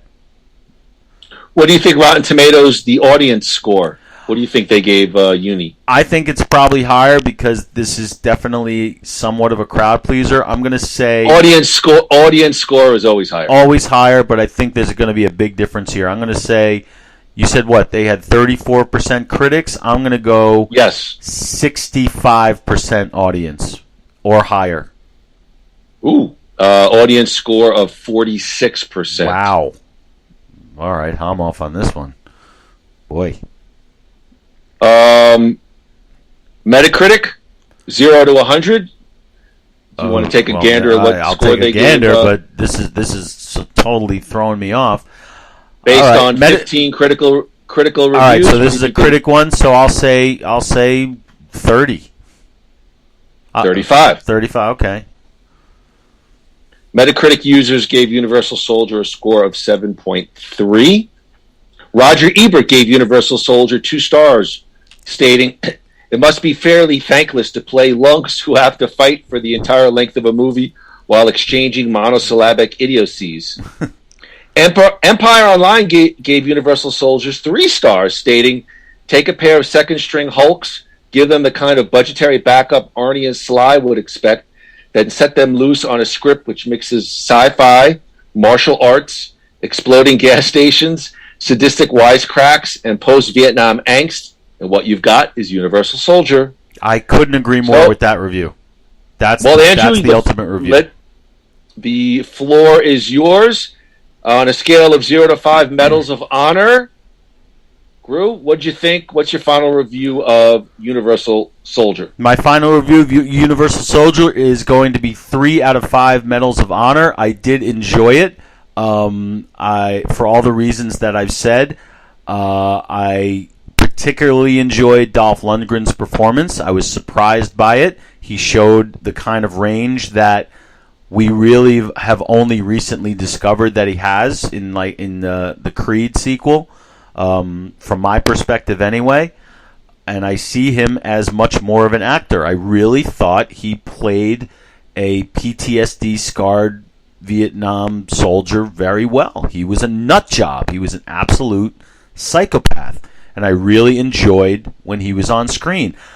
I felt Van Damme underplayed it, and I didn't like that. I felt he should have been a little more. He was like the goody two-shoes kind of guy. I like the idea of him like wanting to go home, but then he morphs into, he's almost emasculated by Veronica. He's like the sad puppy kind of being led around, and then when it comes time to fight, he fights. But he's definitely gets blown off the screen by Lundgren in this, and I was disappointed in his performance. I felt like he could have done a lot more.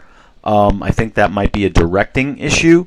But what that review said that I completely agree with is, yes, now you've got a budget, you've got actors in place, you've got all the ingredients for exactly what they said. The reason that I don't like it more, I really enjoyed what was there, but I couldn't help but keep being reminded of what seemed to be missing, and that gives us the missing 2 medals of honor in my review.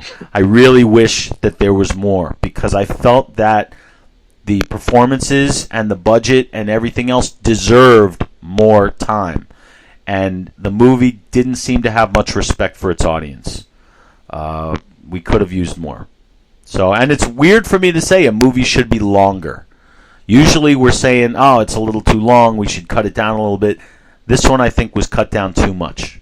I think there might, hopefully there's like a director's cut out there. I'd like to see more of it. Interesting. Yeah. So 3 out of 5.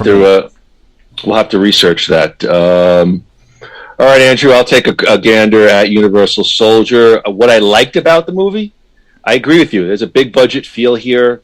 It feels like a Roland Emmerich movie. It's big, definitely budget. I think some of the acting is really good here. Again, I mentioned Tico Wells as Garth. There's some comedy relief here. And I think Dolph Lundgren is deliciously over the top as Sergeant Andrew Scott, GR-13. What I disliked about the movie... Take it back. I mean... Let it go. Yeah, I was disappointed. The movie, to me, is very derivative of Terminator. You got a couple of bits of Rambo in here. You got a couple of nods to Blade Runner. And I absolutely agree with you. I actually think this is the worst performance that Jean-Claude has put forth up to this point. He's just very blasé. It's not his movie. As GR-44. Yeah. And I think for me, it bailed on the whole Universal Soldier thing way too early. I'm glad you said that. Yes, keep going. It feels like as the movie progresses, they're just 2 guys now. And it's like everybody else disappeared. Where did the doctors go? Where did they all go? They're after the second act, they're gone. No, but I mean, like, they're androids. They're augmented soldiers, and once they rip off those cool eyepieces, they're just like regular guys. Exactly. It felt like as the movie went along, they went from GR-44 to Luke Devereaux, and it lost sort of that specialness. He just became like all of a sudden a regular guy, and I wish they would have hung on to that Universal Soldieress. Keep that headgear on. Keep them. You want to you want him to do like an Arnie, like with a little funny line every once in a while. Right. I have no problem with it, but it just all of a sudden it went. I felt like Luke Devereaux was the same guy in Terminator trying to keep the girl safe. Like he was just he was a regular guy, and Andrew Scott went to Andrew Scott over the top. Right. There was nothing universal or soldierous about those characters. And to that point, that's what I mean about we needed more. I would have rather have seen a slower transition from them, and even that would be a ripoff of Terminator, but I don't care. Because you know how the whole thing with Terminator is the more time that the Terminator spends in the Earth surroundings, the more human he becomes, or the more he understands humanity. I would have liked to have seen, since that's where this movie was going, where these guys were going to eventually turn back into their former selves, give us more. Don't just they snap the fingers and here they are soldiers. They snap the fingers and then they're out of it again. And now it becomes exactly that, a chase movie. It's not about the Universal Soldiers. It's not about the Unisols. It's about Scott versus Devereaux, and they lost what they lost the gimmick of the movie. Yeah, even like when he goes to his parents' house, they've lost 50 years. Yes, I think. and the movie stops dead in its tracks in that scene, I think. Well, they're like, oh, hey, Luke. Yeah. And now let's sit here, have some tea and crumpets, and wait for the bad guys to come. Yeah. Your Darryl Strawberry poster is still up in your room. I mean, for me, that's funny. I can't give it 2 stars, but I'll give it 2.5 medals of honor. It's hackneyed, it's derivative. Some parts are better than others. Look, I'll give it an extra 0.5 for the Ice-T Body Count song at the end. Ah, body count, there you body go. Count, yeah, body count, body count, body count, body count, body count. But wouldn't you say? So for all its flaws, though, didn't you still enjoy it? I did. I did. Sometimes we say there are movies that we enjoy some of the pieces more than the sum of the parts, and then sometimes there are movies where we're like, "Oh, this part was terrible," but at the end we can say, we enjoyed the movie. I definitely enjoyed it. I watched it a little bit differently than I've done in the John Claude. Like I usually had my notes right in front of me with the plot. I just put my notes away and I just watched it, and I took some notes as I was watching it, and I think I got a better feel for the movie. I did enjoy it, but I got to be honest, I was disappointed. And speaking to you today, I'm even more disappointed because there is. I do that to people. There's perhaps not a great origin story, but there's a comp like that. There could have been like if it was coming out today, you could have had cool graphic novels and prequels and. How did the Unisol project? That's like a lot of great stuff that perhaps can be mined. Now they've released a couple of sequels. I'm going to guess that they're all kind of hackneyed and have not done very well, but I'm sure we'll watch them at some point for Van Dammit and we'll give our thoughts. But there is a cool origin story there, but the first chapter is disappointing. And also, I think. Even when I went to see it in the theater as a young man, there was high expectations here because it's with Dolph Lundgren. Right. You got 2 pretty big stars, and I think even when I watched it, I think as a young man I was a little bit disappointed when I left the theater. I remember liking it a lot when I left the theater, but I liked everything I went to see at that age. You walk out. Really? I walked out of Rocky 5 and be like, "Oh, best Rocky ever!" Then like a week later, I'm like, "Oh my god, that sucked." Because you're amped up after you see a movie, and you're like, "Yeah, man, that was awesome." And then, but that's when you're younger. Now we're critics while we're watching. We don't let ourselves enjoy just what's there. And like now, I tried to enjoy what's there, but I could not get past what wasn't there, and that's why I was disappointed in it from this age. But I still give it 3 because I really did enjoy the experience of watching it. I just enjoyed it for what it was. And I think, though there's not a lot of it in the movie, I would have toned down the martial arts and been more like hand-to-hand combat because he's like a soldier, and I'm not aware that soldiers are maybe some are, karate experts. Like that last fight, he's doing the typical Van Damme double kick. Well, they had kind of held that back for most of the movie.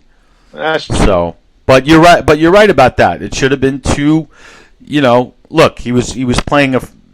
There's no reason not to think that some of these guys don't have private training in martial arts, but that came off as like, oh, it's a Van Damme movie. We got to include, his trademark, chopsaki stuff.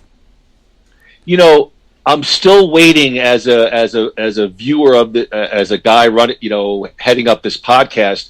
I'm still waiting for that money shot. I'm still waiting for that Van Damme movie that combines budget, story, acting, and again, don't know if we're ever going to get it where you're like it hits on all cylinders. Like Bloodsport, I love Bloodsport, but my expectations are low. Yeah. He's a beginning actor. There's a charm there, and there's a charm with the small budget and some of the things they did to kind of work around it. There's a charm there that I just didn't feel in this movie. And boy, I agree with you. I think obviously Dolph Lundgren is a much bigger presence here, and he does a great job. But I felt like he even goes into a little bit of but Van Damme is just so blasé here. There's There's nothing. He probably thought he was being like introspective and like acting with his eyes, but it just didn't fly. Not in this movie. But even the music sounded like Rambo. Yeah, and they go for that Terminator look, very industrial at time. Trucks and metal. Most of it's at nighttime. Yeah. And I feel bad because I want to as a you and I running this podcast, I want to be like, damn it, Van Damme hit it on the mark here. This movie and the last couple have been mixed, and now as we begin and as he begins to step it up, I'm hoping. Well, there is one that I'm sure we're going to do at some point that I'm really looking forward to watching. Because me too, but I won't say what it is, but I saw it in the theater and I remember loving it in the theater. But that was 20-something years ago. So I am really looking for. There's one specific one that I'm really looking forward to watching again, and viewing it through these old 47-year-old eyes. All right, Andrew, you want to span the universe? I would love to span the universe with you anytime. All right, Groo, let's check out the latest news on our favorite 80s era action stars. Van Dammit, spanning the universe. What kind of production do you have here? It's just... No, I have to play our intro. Yes. Thank you, Andrew. Who's it brought to you by? Okay. Who's bringing it to us today? I'm all thrown now. Spanning the Universe is brought to you by New You Life Center. Begin a new you. Check out their medical weight loss programs at www.newlifecenters.com. Give them a call at 602-274-0068. Tell them that Moody and Groo sent you and receive a big 15% off your first service. New You Life Center and Van Dammit. We're in this journey together. Two great tastes joining together. Just like Jean-Claude and Dolph Lundgren. Dolph Lundgren. A big Van Dammit thank you to New You Life Center. Groo, he may not be a member of the last of the Action Heroes podcast network yet, but Andrew called him one of, if not, boy, what my notes I have here. Andrew has said he's one of, if not the biggest movie star of all time. Andrew already referenced Tom Cruise in the Top Gun 2 sequel, Maverick. Groo, last Monday, Mission Impossible Dead Reckoning Part 1 dropped its first trailer. Let's take a look and get your thoughts. It's the trailer for Top Gun Mission Impossible. I think it's Dead Reckoning Part 1. Mm-hmm. Here we go. All right.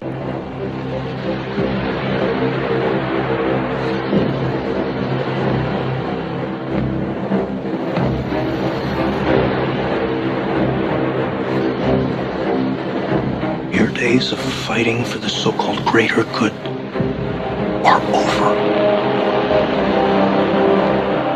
This is our chance to control the truth, the concepts of right and wrong for everyone for centuries to come.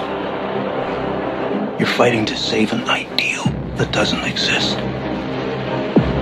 Never did. You need to pick a side.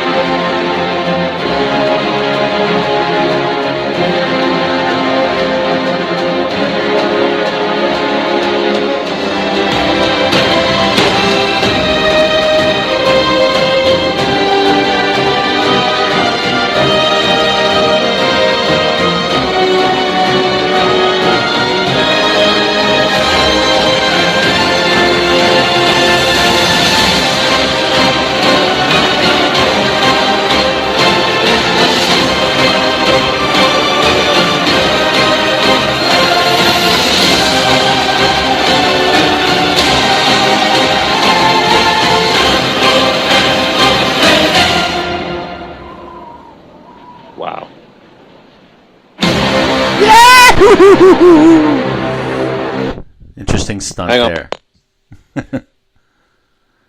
This dude just prints money. Unreal. Andrew Gruthius, Mr. Gruthius, thoughts as the Tom Cruise train keeps a rolling. Well, actually, I saw that trailer. It was played yesterday before the movie, before Top Gun Maverick, and until the final moments of the trailer, when they start playing the Mission Impossible theme, I was thinking like, all right, this could be any one of like 5 Tom Cruise franchise movies, like Jack Reacher or Mission Impossible or Top Gun, whatever. Now, I guess you're probably going to be surprised at this statement, but I have not seen one Mission Impossible movie. I'm not surprised by that. I don't really have interest in them or this. But with that being said, I know they're supposed to be a lot of fun. I've heard many of them are excellent. This looks to be like a terrific movie. I feel like I would have to start at the beginning, and that's a lot of movies ago. No. Yeah, the first one was like a real, almost serious action movie. If I remember correctly, the first one, the action was kind of muted. It was a lot of plot. John Voight was in it. And then the second one was John Woo, and they started to transition really to more pure action. And as I'm watching the trailer and thinking about my thoughts that I might say to you about this, I have seen the last. Now, here's the thing: I've seen the last couple. I couldn't tell you one fucking thing about them, except that I walked out enjoying it for what it's worth. It's sort of like a higher quality Fast and the Furious kind of deal. I've seen none of those either. Okay, well, it's become it. The first one again was kind of like real serious espionage, and now it's become almost cartoonish kind of action movie. Oh, just real over the top action kind of thing. But I don't know. Tom Cruise, he does it super, super well. And I mean, yes, I have to. This looks really good to me. It's not going to be like I wouldn't go see it opening weekend, or if something else I wanted to see, I wouldn't. But if it's a quiet weekend and I wanted to go to a movie, hell yeah, I would go see Mission Impossible. Yeah, definitely looks like fun. And my Tom Cruise stock has risen since yesterday because just really, when you see them when you see them deliver on something to the level that they should, you give them credit where it's due. And I have to say that the Top Gun sequel did everything that it should have done and more, and I credit Tom Cruise for that because it's all about him. So and look, at his age to be doing what he's doing, you gotta love it. So the movie looks like fun. So you're saying that I could just really drop in on any one of these and enjoy it for what it is without knowing anything about what's happened before? Yeah, if you don't overplay it, I think that's a sign of I don't know if it's a good movie, but an enjoyable movie. I think you had referenced like even with Marvel. I don't think you need to. No, I don't think you need to. You'll get probably a little bit of exposition as where they left off on the last one, and if you just enjoy it for what it is, all right. I think maybe I'll give it a shot because seeing Top Gun on the big screen yesterday, it definitely makes a difference. Okay, Groo. Fabricio Werdum feels that despite being immensely talented, Hollywood actor Jean-Claude Van Damme has a massive ego. Groo, who is Fabricio Werdum? Werdum is a Brazilian mixed martial artist and former UFC heavyweight champion. Fabricio Werdum shared a story about Van Damme from the set of his 2018 action flick, Kickboxer Retaliation, that could leave you surprised. Kickboxer Retaliation is the 7th movie in the popular Kickboxer film series, and featured Van Damme in the role of Master Durand. The movie also featured Werdum as a fellow inmate of the protagonist Kurt Sloan. During a recent appearance on the Intelligentsia podcast, Werdum accused Van Damme of intentionally kicking a fellow actor on the set of a movie. According to Werdum, despite knowing how to avoid hitting his fellow actor, Van Damme ended up landing a full-fledged front kick on the guy, injuring him badly. Quote, "There was a scene where I was helping Van Damme to train this boy. I was Van Damme's sidekick. there was a scene where we had to blindfold the guy. It was a real blindfold. It really covered his eyes, and he'd have to fight blindfolded, right? Van Damme kicked this boy in the belly so hard that you have no idea. It passed through the boy. He kicked. I was right next to him. I knew when it's real and when it's not. He slashed through the boy with his shoe. The boy cringed and started to sweat, bro. He was sweating cold. He started to sweat. He's a nice guy, kind of grumpy, but he's full of ego. Doom respects Van Damme's kicking technique and skill set as a martial artist, but does not condone his decision to intentionally hurt a fellow actor during the shoot. The 44-year-old Brazilian stated that had the actor kicked him during the shoot, he would have, quote, knocked him out right there.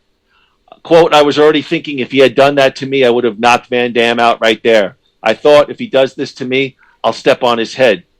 It's been over a year since Fabricio Werdum last entered the cage to compete in a professional MMA bout. Groo, now we have an article that alleges Van Damme is kind of acting like a dick too. Thoughts? Well, I'm interested to see the court papers on this. Must have been, I mean, the person who was assaulted must have filed charges. And come on, you know, I don't know that to be true or not. Of course it's not true. Come on, this guy Fabrizio, whatever the hell his name is, he I mean, look, could very well be true. All right, but you take that to get that from that, meaning like, okay, here's a guy, you're doing a stunt, sometimes stunts go wrong, you're going to accuse the guy of actually kicking this kid on purpose and injuring him, and the only one we're hearing about it from is this guy? I don't buy it. I'm not buying it. A guy who's looking for fame, who's trying to, whose job it is to promote. He is you said he's an MMA fighter? Former MMA fighter, yes. So his job is to take little things and make them big things. And to me, that's what he's doing here. If I heard one other report of this incident that he's referring to, I'd be more interested in it, but it's the first I'm hearing of it, and probably the last. So, I hope he's enjoying I hope he's enjoying his newfound fame. Well, listen, wow. I don't disagree with you because I feel like when we go over some of this stuff, I'm the one who usually says, "Hey, you know, there's got to be smoke with fire," meaning if you hear multiple reports. So I definitely don't disagree with what you're saying, but I do give a little credit. I mean, why would an MMA guy who's a striker, who knows the art of striking and knows how to strike and pull punches? I don't know. I feel like, I don't know what benefit would it be to him to go on a podcast and accuse it. I'll tell you. You're looking at because 3 minutes ago I didn't know this guy's name. Now I do. Okay. There you go. He wins. That's really it. Fabricio Werdum, you win. Here's a meaty tidbit. Oh, look at that. I sound like Entertainment Tonight. Here's a meaty tidbit of on Lord Steven Seagal from slashfilm.com. To say, Groo, that Predator 2 is divisive would be an understatement. Fans of the famed Predator movies either adore Predator 2 for its ridiculousness or despise it for the same reason. Regardless of your opinion, fans can agree that its main character, LAPD Lieutenant Mike Harrigan, played by Danny Glover, was straight-laced but still a fun addition to the franchise. Many fans know that Harrigan was supposed to team up with Arnold Schwarzenegger's Alan Dutch Schaefer, the main character from the 1987 movie, for the sequel. However, Arnold was unable to return for the sequel, prompting the casting of Gary Busey as Special Agent Peter Keyes. Director of Predator 2, Stephen Hopkins, told Screen Magazine in an interview that Busey wasn't the first actor considered for the role. In fact, Steven Seagal, the controversial martial artist whose career was on the verge of taking off at that time, was briefly up for consideration. However, it turned out that he wasn't looking to play Keyes at all. Hopkins said that the meeting took place in Seagal's house in a room supposedly decked out with guns. Hopkins even said that Seagal crushed his hand on a handshake. Whether or not this was an exaggeration remains to be seen. Directors soon discovered that Seagal was looking for a very specific role for the movie, one that was not in the script and eventually would not end up in the movie. And if you remember, Groo, there was a very famous scene in Predator 2 where the character was a voodoo practicing mob boss.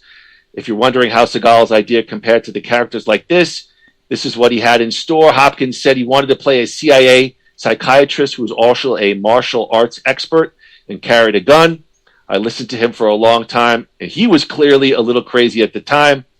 I said, this is different from the way we are going, so I guess we shouldn't do this. Despite Hopkins' disapproval, Steven Seagal apparently was relentless. The director recalled the actor trying to maintain composure upon hearing the news before sweetening the deal with an unusual bribe. He became really keen, quote, he became really keen to do it. He threw his arm around me on the way out and said, I want you to come to my ranch in Santa Barbara because I've got a grenade launching range there so we can go out and launch grenades together, said Hopkins.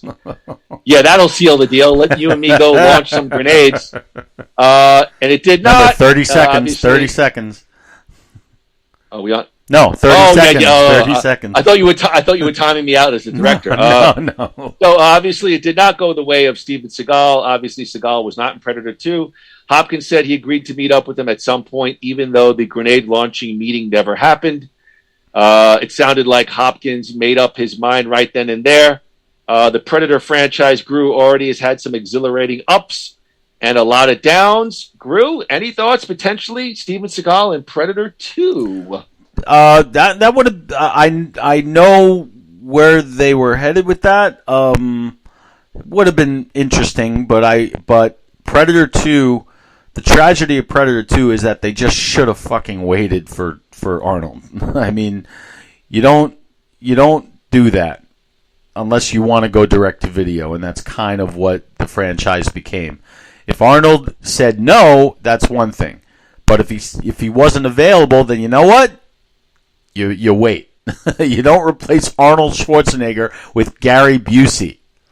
All right? I'm sorry, it's not going to work. Well, it was no. It was Danny Glover, and Busey played like a special agent kind of government thing. Right, but wasn't it going to be like Glover and Schwarzenegger, kind of like a buddy thing? All right, I guess you're right. Yeah, they weren't buddies though. If you remember, Busey was like the. I don't remember the movie enough because I didn't. I remember hating it. Well, I think you're going to kill me on this one. I actually think Predator 2 had a kitschy kind of charm. I like the fact that they brought it to like an urban city in the summer, like that heat. LA, it's clearly not Predator. I mean, Predator, the first Predator is it's in the jungle. A wonderfully perfect sort of 80s, 90s action movie. I loved it. I did not kill Predator 2 as much as others, but I remember seeing Predator 2 saying the whole time, like, "Where's Arnold?" Like that, like it's like Terminator. Terminator. At least you got Morton Downey Jr. Yes, I forgot about that. And you have a great Aliens Easter egg that led to the Aliens versus Predator movie. If you remember when he goes on the Predator ship, they have all those trophies, and one of them is a alien face hugger skull. Shit! Now you're gonna make me watch Predator 2 again because that's interesting. I forgot. Drew, any interest to watch the new teaser trailer for the new Predator film? Absolutely. It's called Prey. It's supposed to be on Hulu. It's a quick teaser. Let me see if I could. It's direct to streaming. Come on, give it a shot. Of course I will. Here we go. Prey. It's going to be on Hulu 2022.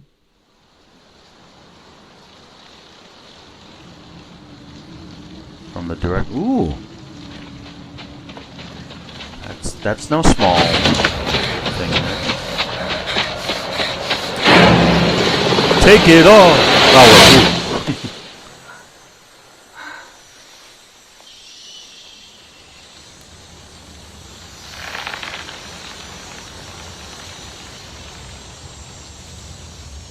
Kind of like this already. August 5th. What happened? Well, either way, it looks good. I mean, I kind of intense there. Yeah, they're supposedly bringing it back to like the jungle. It's like no, it's supposed to be like in our maybe like the 1800s, and it's like a like a Native American, like all right, that's creative. Tribe. That's creative. Yeah. Because I did like. Go ahead. The first day it's posting on Hulu, I am getting a bag of popcorn. And I'm yeah, watching that. You are the biggest Alien and Predator fan that I know. I'm more of an Alien guy, but I did like the second Alien vs. Predator. No, the first one is by far better. I think I like the second one better. Oh no! How dare you? No. I like the R-rated one better. Which one was the R-rated one? That one was first of all, it was shot all at night and rain. It was terrible. Neither one are great, but I'll give the first one. It had a little bit of backstory. It had the alien, the queen alien, like cryogenically in that like Egyptian chamber in which it's discovered by a team, and they go down there, and they somehow tip off the predators. They give a whole backstory, but I don't want to get into that. I'm just saying, I am looking forward to this, even though it's straight to streaming. I'll watch it. I'll watch that. Yeah, right. I'm into these type of things. I mean, Predator, great. Predator 2, okay. The first sequel, Predators, with Adrian Brody, was really good. I heard it was good. You said it was good. I have to watch that. Yeah, the next one, The Predator, was hot garbage. Oh. The last one they did. Well, maybe this one it's definitely, and the director of 10 Cloverfield Lane. I mean, that was a hit. I'm pretty sure. I'm interested. Yeah, listen, this last item, I know it's a weak one. I basically was talking about the whole Stallone and Lundgren, that Lundgren put Stallone in the hospital during Rocky 4. Are you aware of that? Yeah, that's gone around for years. And then the article goes on to say that Stallone and Lundgren will be working together again in Expendables 4, which I think the trailer is out for, I believe. I don't think so. I haven't seen one. All right. Well, and then the article talks about it also dovetails into the next chapter in the Rocky franchise, Creed 3, which is scheduled for November 23rd, 2022.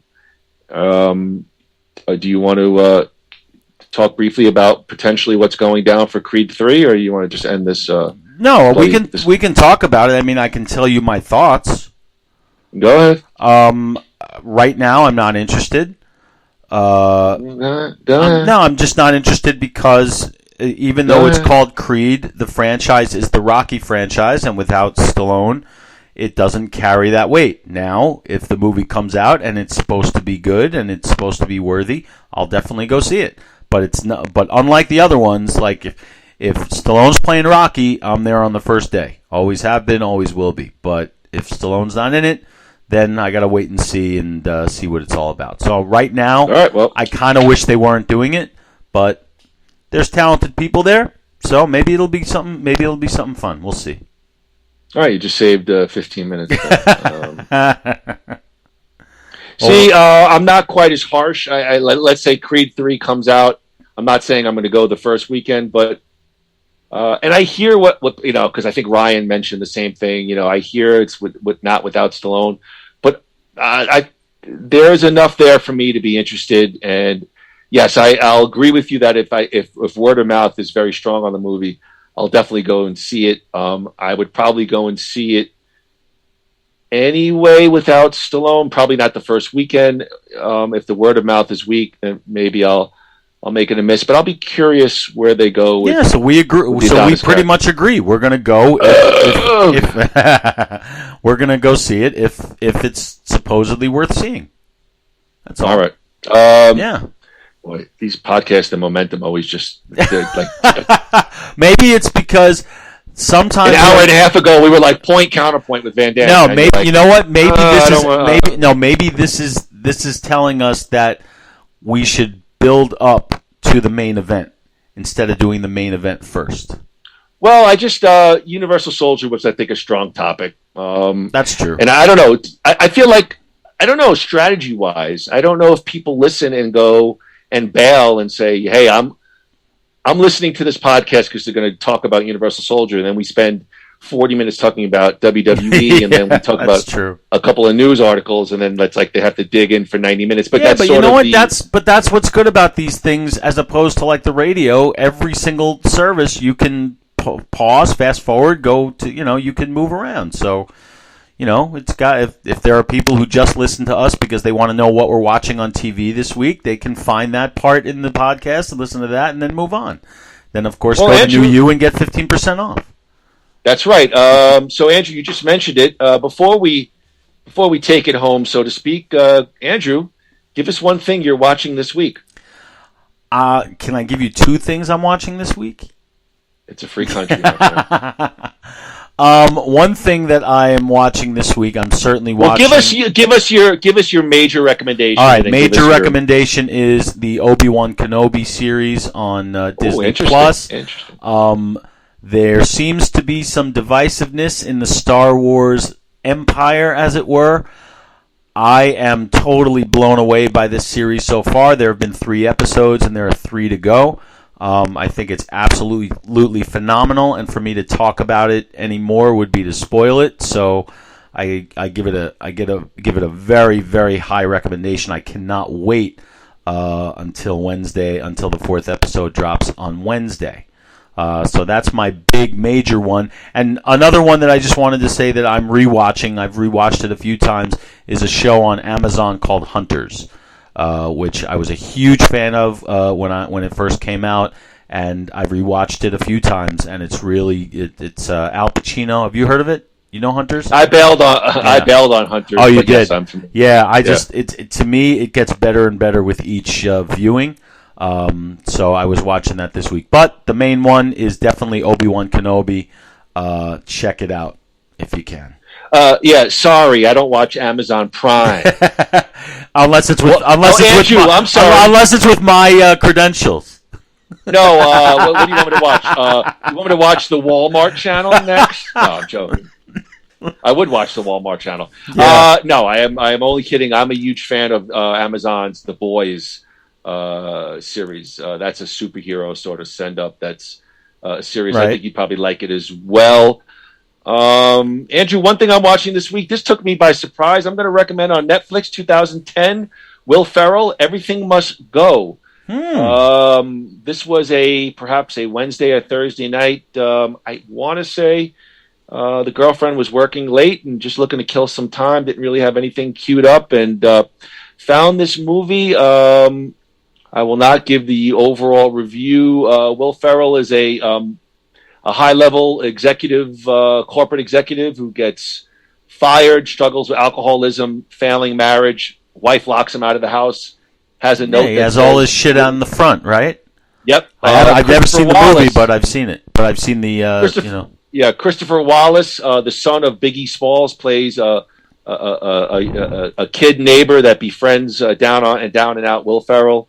It's just one of those movies you go into with no expectations, and here Will Ferrell, he doesn't give you the typical, which I do love from time to time, the typical dumbed down slapstick performance. He gives it a nice, nuanced, serious comedic performance here.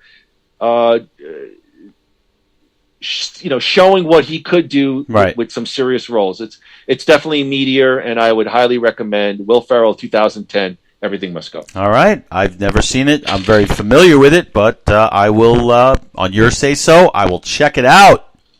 My brother. All right, Andrew, check us out next week. We're going to stay in the land of Van Dammit. Yes. However, we're going to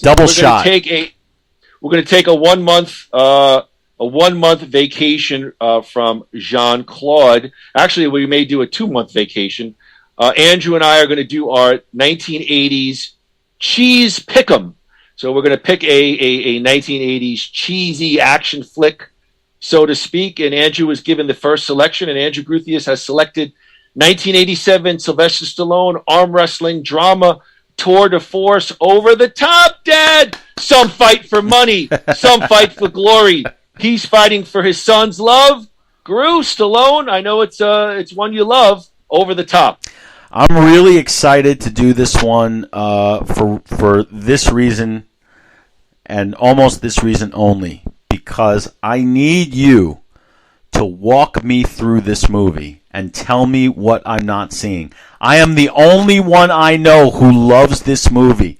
Tell me what I'm missing. That's what I need from you when we cover this one.